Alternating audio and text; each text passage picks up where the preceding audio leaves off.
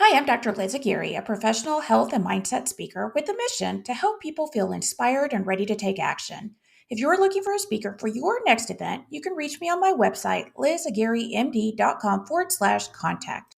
There are times when our emotions get the best of us. At one time, I had a personal battle with anger that took me years to overcome. The crazy thing is that I was too busy blaming everyone and everything around me to even realize just how angry I was. You might not have an issue with anger, but the question is, are you getting stuck in other emotions? For me, it was anger. For you, it might look like overwhelm or sadness or frustration or resentment of some kind. Regardless of which emotion it is, being stuck in these emotions keeps you trapped in a negative state and prevents you from moving forward. So, if you've ever done or said something that you're not proud of when you're in that negative state, then this episode is going to hit home. You'll learn how to recognize when you're in that negative state and learn the simple, yes, simple things that you can do to overcome it. Take a moment to figure out which emotion you've noticed in yourself and where you're getting stuck. Each time you hear me talk about my anger, I want you to think of the emotion that you're personally experiencing. Today, I'll be joined by my husband, Derick, who is up front and center and got to watch many of my personal meltdowns, including an example that might surprise you. If you've ever been in a situation that was supposed to be amazing, but instead it turned out terrible, then this episode should provide some comfort in allowing you to see that you're not alone. Are you ready to shift your mindset and tap into the opportunities that are waiting for you right now? Let's go.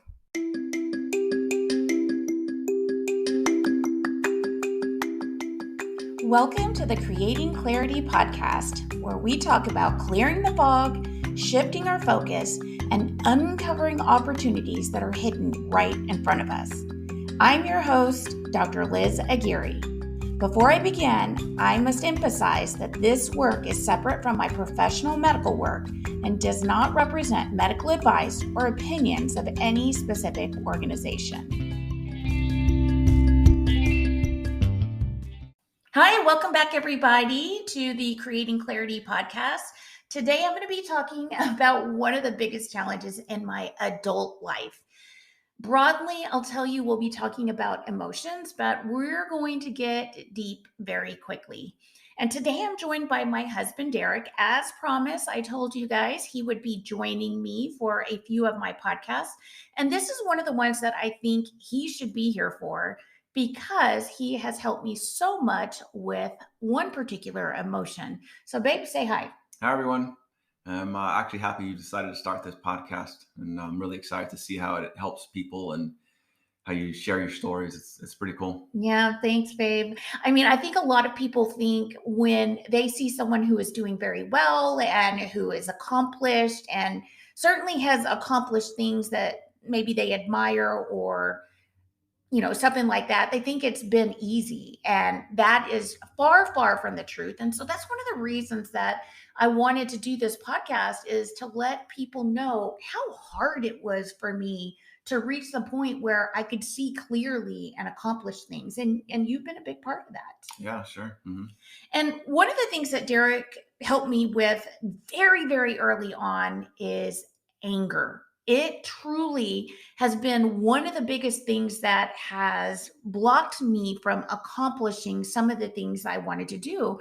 And mostly because I had zero awareness of how it was kind of overtaking my life. I would get to this extreme point of anger, and most people don't know that about me. And I don't know, how would you describe when I was in my angry state? Almost you just kind of you're focused on the problem. It's you don't see clearly. You might be a little irrational, and it's just like you're just focused on that one way that you've planned out in your head, and if it deviates from that plan, it's hard for you to get really frustrated. Yeah. And when things did not go my way, it was just everything was off, and all I could think about was that one thing. I do think that created a lot of problems for me. What are some of the things that you think were the result of that anger that I was experiencing? Oh yeah, and I think it can be the same for a lot of people, but it's you can't see clearly. You think irrationally, which helps you to makes poor decisions, or you might make mistakes, and even acting impulsively can be, it's never really good that way. A lot of times you regret what you've done. And a major thing is being stuck in the negative. A lot of people, when they get stuck, it's kind of like, even the situation has passed, they're still kind of thinking about it, and it just kind of pulls them down. So I think that a lot of those things happen too. Yeah, I think so too. And if you're old enough to remember the cartoon Tom and Jerry, remember they would get so angry at each other that their faces would turn red and steam would come out of their ears, and then they were just like going back and forth. That was totally me. I was stuck in that negativity, and all I was doing was focusing on the thing that got me mad. Yeah. So, babe, what's one example of a time that we can share where I was in that extreme negative state, and what was the outcome from that situation? Well, I mean, one situation, we always talk about it, and we laugh about it now, but it was our during our honeymoon when we went to Italy. That was a pretty tough time. Yeah, we can joke about it now, but it was not good. I was so frustrated almost the entire time. And what happened is we went to Venice. And if you've ever been to Venice, it's like a Yeah. maze. We could not get around. And I did not like that feeling of being lost all the time. We were late for stuff we were planning, and it really just put me in a negative state, and I couldn't get past it. And we ultimately came home early, 3 days early from our honeymoon in Italy because I could not get past it. Yeah, but you were also really tired too. I mean, you had worked, I think, 2 weeks straight on call before that, so it Yeah, had a so lot to do with it. that brings up another point. It wasn't just when things didn't go as planned or I felt like I didn't have control. When I was extremely tired and sleep deprived, that also triggered it for me. Hmm. What about let's talk a little bit about what to do in that situation. I think that when we're stuck in that certain situation, it's hard for us to take a step back. But I think it's important now, retrospectively, I can see how important it is to figure out what is causing that. Right. I mean, it's different for a lot of people. It can be when they feel judged. It can be when they feel disrespected or mistreated in some way. So it can be different for anybody. Yeah, it is different for everybody. And recognizing what is causing it is very, very important. Yeah, a lot of times, I always tell Liz, it's about our egos. It's our natural inclination to kind of defend ourselves. So when things go wrong or don't go the way we want them to, that's when our ego is activated, and it's hard to kind of separate from those emotions. Yeah. Now, one of the things that Derick did that really helped me was he gave this extreme state of anger a name. He called it the fog.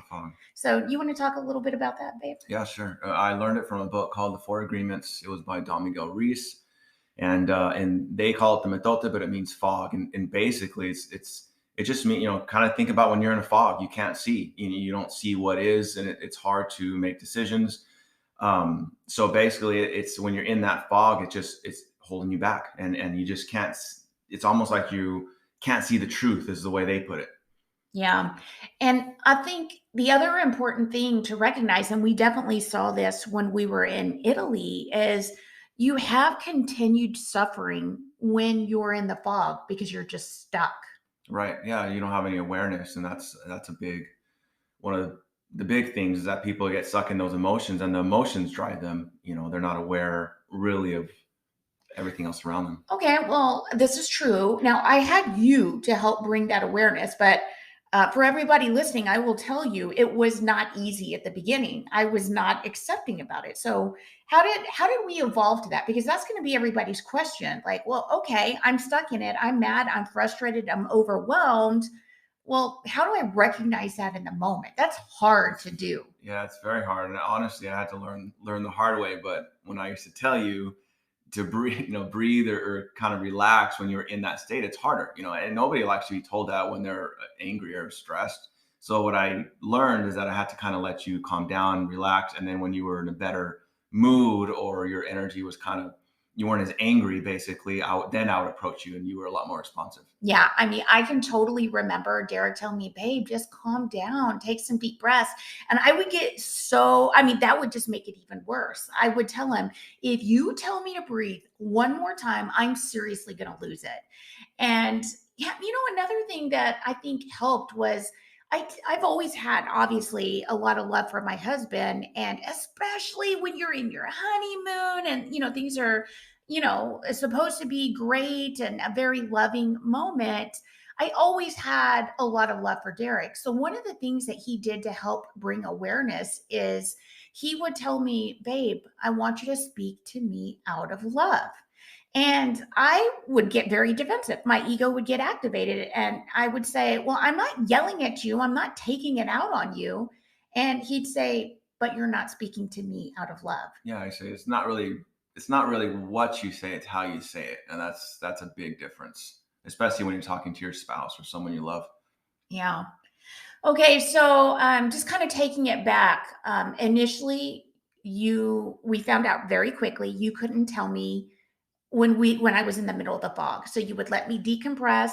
We would talk about it afterward. And then as time went on, eventually you were able to tell me when I was in the middle of it. But it's only because I also wanted that for myself. I wanted to get better. I didn't like this part of me. I felt like it was almost like an alternate personality, if you will. Like I was not the same person when I was in that state of mind. So we eventually got to the point where even when I was in the middle of it, he could tell me, and he would tell me by saying, "Babe, you're in the fog." Right. Yeah. I mean, and another thing I was gonna say is it takes time and patience. And like Liz said, it's your will. And do you want that, or how bad do you want it? So I know Liz says I've helped her a lot, and I appreciate that. But you have to. I have to give a lot of credit to her because it's the person that's going to make that change. It's not the support is great, but it's your decision on whether you want to change and how bad you want it. Yeah, I definitely agree with that because you cannot change somebody else. That person is going to be the way they want to be. And if I saw nothing wrong with it and I said, and I defended myself and my ego continued to be active, then there's nothing that he could have said or done. It had to be my own awareness and something that I wanted for myself. So, babe, let's go back to the breathing because even though that was the thing I was the most resistant to, I can now come back to that point and say, I can tell you for sure with 100% confidence, that is the one thing that helped me the most. So let's talk about the breathing.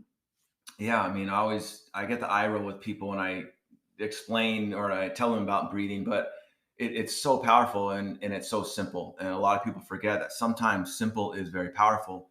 And the way I put it is that really the breath is our foundation.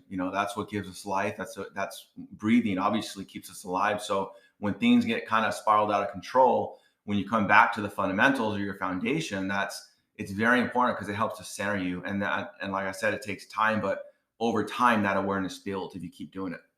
Yeah. So hopefully you're listening to this when you're not angry, because if you're in a calm and relaxed state, hearing this, your mind might be more open to receiving it. And I definitely was more open to receiving this kind of feedback when I was calm and relaxed. And having that awareness is so powerful. And the next time you are experiencing these extreme emotions, that are hurting you and you're feeling stuck, I really encourage you to just take 5 deep breaths. Even with our kids, we Yeah, tell I do them, that. Yeah, our kids they're like, "Daddy, breathe," or "Mommy, yeah. breathe." It's pretty cool to see and it. and we give them permission to remind us. And that's not to say that I don't react back. Sometimes I'll still tell them, when you go take a bath like I'm asking you to, then I'll breathe. But I still take the 5 deep breaths because I'm trying to set an example for our kids. So I'm going to wrap it up here, guys. I don't want to make this a long episode, but I did think it was very important to talk about early on because when you are stuck in a negative emotional state, it is really, really hard to move forward and reach your goals.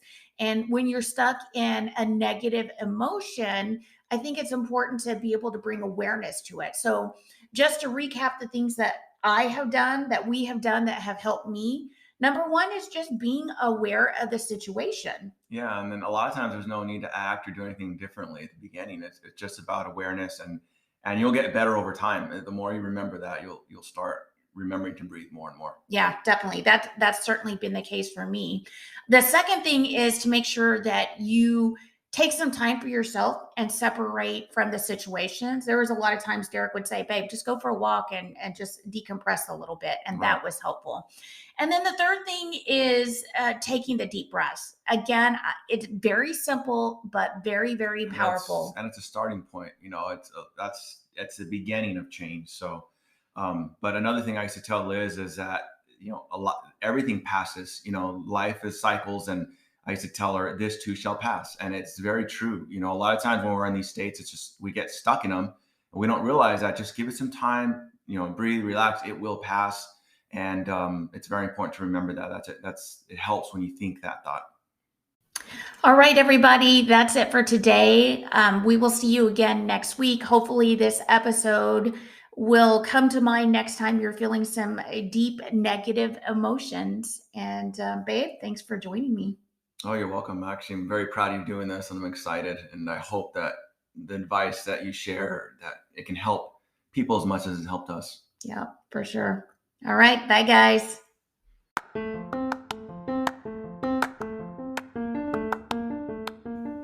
Thanks for listening. Make sure you hit subscribe so that you won't miss the next episode. And if you like this episode, please share it with a friend and give me a 5-star review so that I can reach more people. I'll see you next week.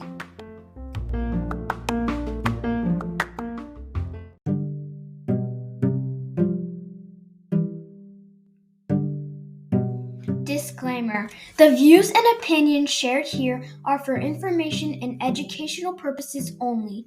They do not serve as a medical or professional advice. They do not represent any academic, medical, or professional institution or organization. If you found this helpful, don't forget to leave a 5-star review. Thank you.